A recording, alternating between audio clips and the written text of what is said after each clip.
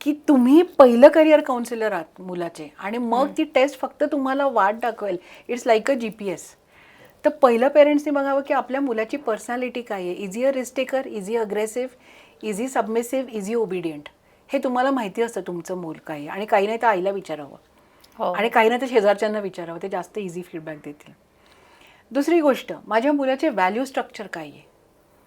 आता अशी पण मुलं आहेत की जॉब मिळाला पण त्या ऑफिस पॉलिटिक्समुळे घरी आलेत, कारण की ते नाही तिकडे तग धरू शकले. सो माझ्या मुलाचं व्हॅल्यू स्ट्रक्चर काय आहे. तो अंडर प्रेशर काम करू शकतो का, अंडर स्ट्रेस काम करू शकतो का. मी जगात त्याला कुठे येत, आपल्याकडे भारतीय लोकांना खूप क्रेज आहे की बाहेर मुलांना पाठवायचं. बाहेर ठीक आहे, पण हॅव यू एव्हर थॉट की तुम्ही त्याला काही सांगता की बाहेर जग कसं आहे. I don't know how many people really say की अरे UK मध्ये काय परिस्थिती, अमेरिकेत काय परिस्थिती आहे, तू तुझी कशी काळजी घेतली पाहिजेस.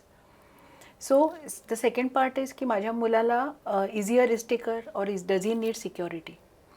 तिसरी गोष्ट, माझ्या मुलाची पर्सनॅलिटी कशी आहे. आता आपल्याकडे ना एक पटकन सांगते की ABCDE अशा 5 पर्सनॅलिटीज जगात तेवढीच लोक आहेत. म्हणजे सगळी 5 जगामध्ये सगळी लोक या 5 पर्सनॅलिटीमध्ये विभागू शकतात.